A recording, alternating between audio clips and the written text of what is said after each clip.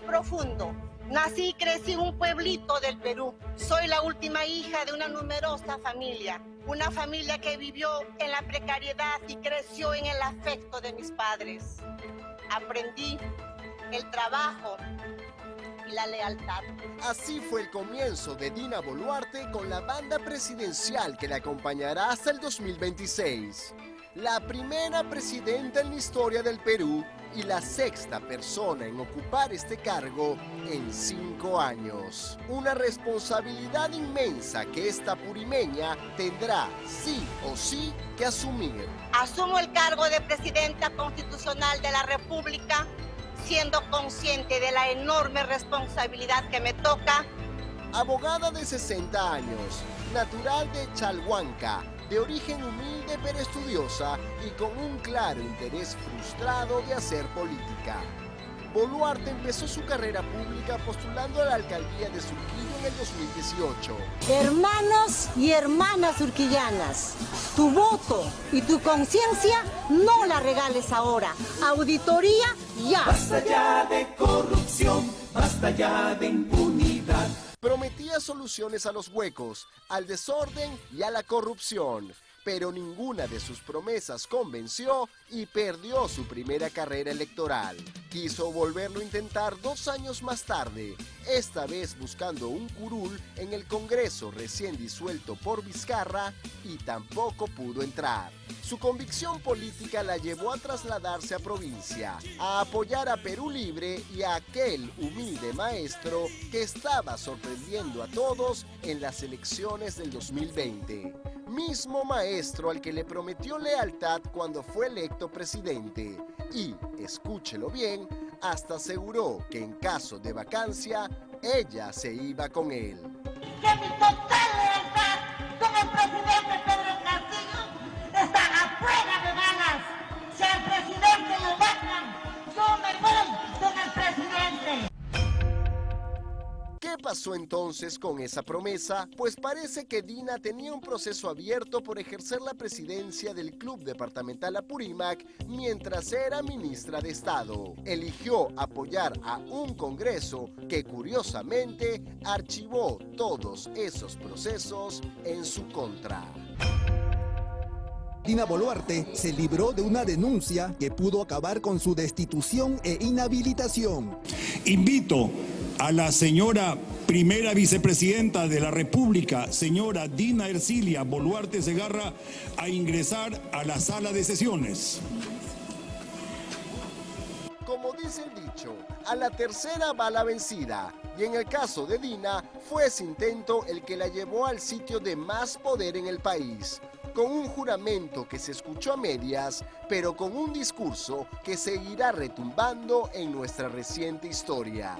Asumo el cargo de presidenta constitucional de la República, siendo consciente de la enorme responsabilidad que me toca, y mi primera invocación, como no podía ser de otra manera, es convocar a la más amplia unidad de todas y todos los peruanos.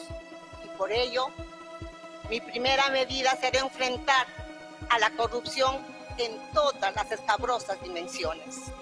Atrás quedaron sus tiempos promocionando las papas de su región. Bueno, es que Apurímac tiene diversidad de producción de papas. Tenemos desde la papa blanca, desde la papa guairo, desde las papas huamantanga. Y aunque seguirá bailando en su club departamental Apurímac, Con tu voto estaremos asegurando el desarrollo y el fortalecimiento. Dejará esa presidencia para asumir la de la nación. Este Congreso de la República, atendiendo al mandato constitucional, ha tomado una decisión y es mi deber actuar en consecuencia. Y cerró su primer discurso a la nación citando a José María Arguedas, curiosamente escritor y también profesor del Perú Profundo. Al final de esta tarde, no puedo dejar de recordar a José María Arguedas, al Taita Arguedas, como le llamamos los apurimeños, quien enseñó que la lucha es un bien, el más grande bien que le ha sido otorgado al hombre. ¿Qué pasará entonces con nuestra primera presidenta en el periodo restante? ¿Qué capítulo de la historia escribirá? Solo ella y nuestro voluble poder legislativo lo sabrán.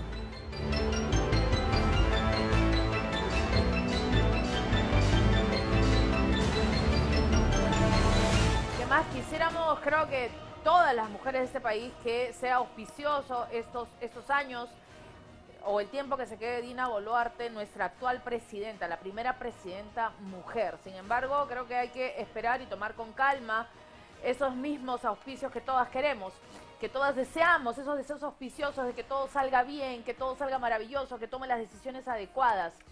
Hemos visto ya una primera aparición pública de la presidenta del Perú, Dina Boluarte, y le voy a pedir a Karina Flores, psicóloga, que hablemos un poco de lo que dejó ver detrás de sus palabras, entre líneas, con los gestos, de repente con la ropa, con las posturas.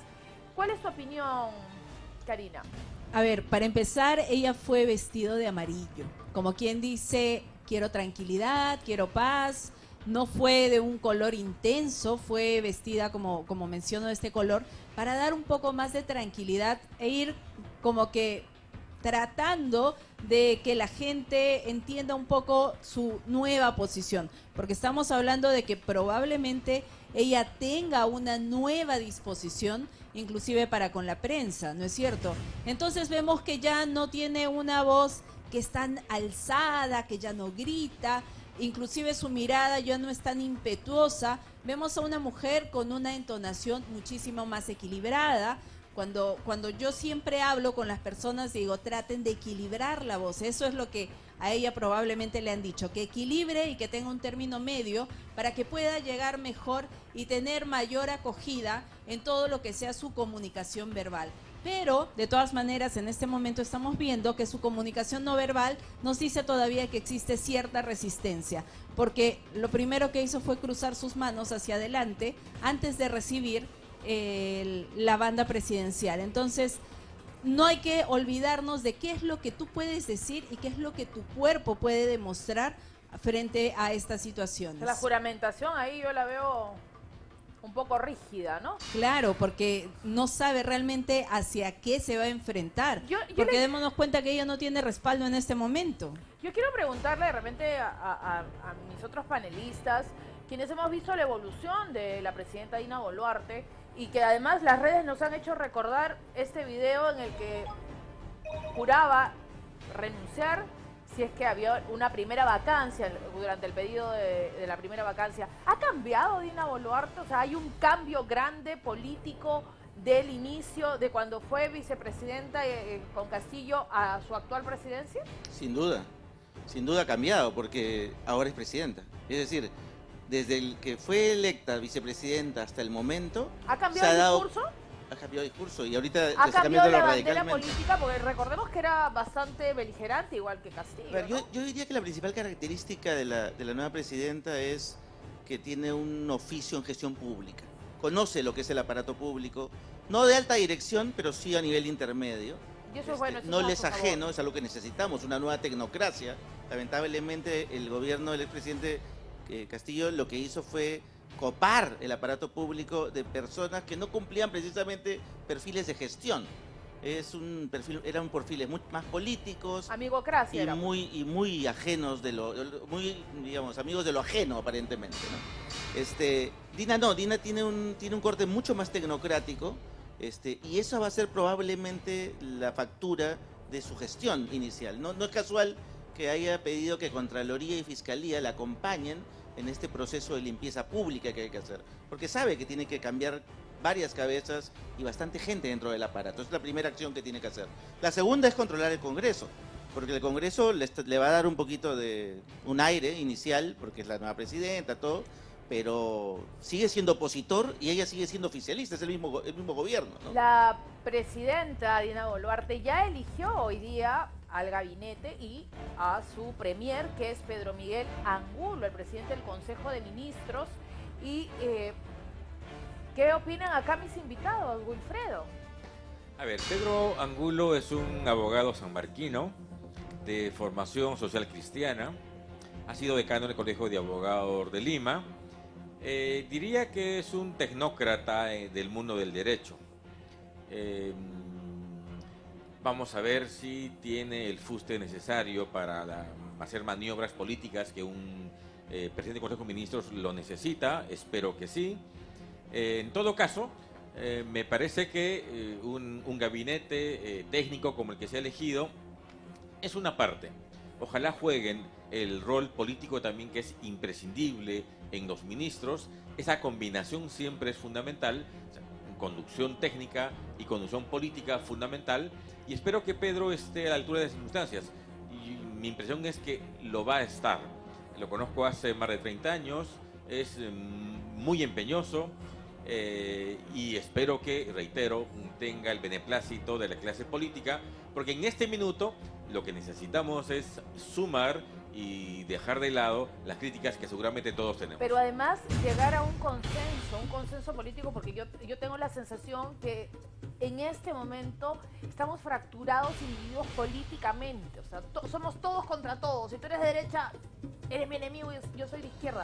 Yo creo que la principal misión que tiene la presidenta Boluarte es el consenso, y el consenso lo hace a través del Consejo de Ministros y del gabinete. Desde hace 6 años, Mónica, estamos en una situación de democracia frágil, chicha.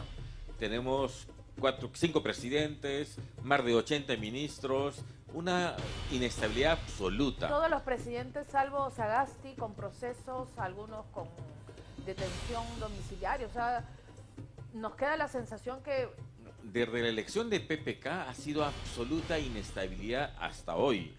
Entonces, nuestra esperanza es que este gobierno, esta gestión de Dina Boluarte, que va a ser inevitablemente complicada por el contexto político, tenga el beneplácito, reitero, de la clase política, de los empresarios. Pero la pregunta es, y esta pregunta va más para Juan Carlos, que es politólogo, ¿hay alguna forma de complacer a la clase política? Porque todos tienen gustos distintos, cada uno tiene su bancada, y lo que dice la otra bancada y lo que dicen los otros nunca me va a gustar. O sea, tengo esa sensación que yo quiero el poder absoluto.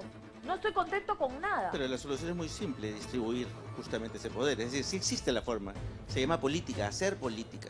Y hacer política significa sentarte con el otro, no para eliminarlo, sino para llegar a un acuerdo común, a un pacto.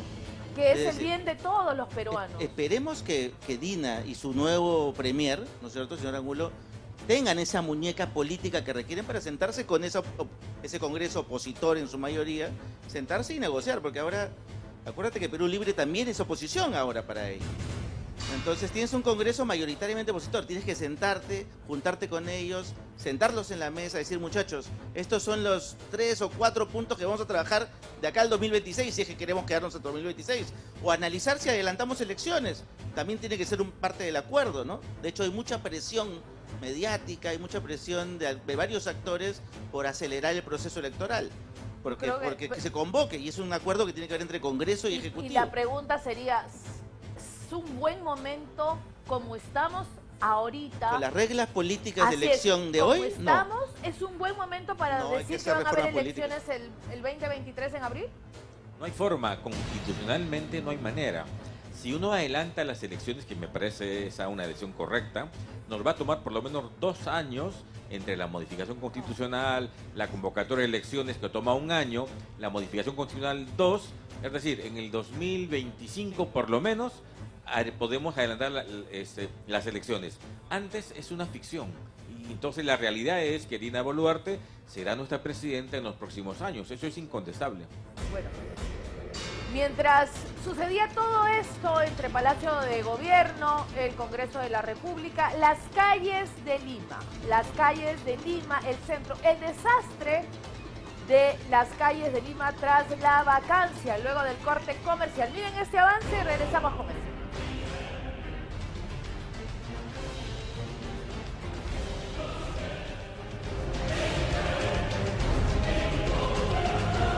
Empezó el último.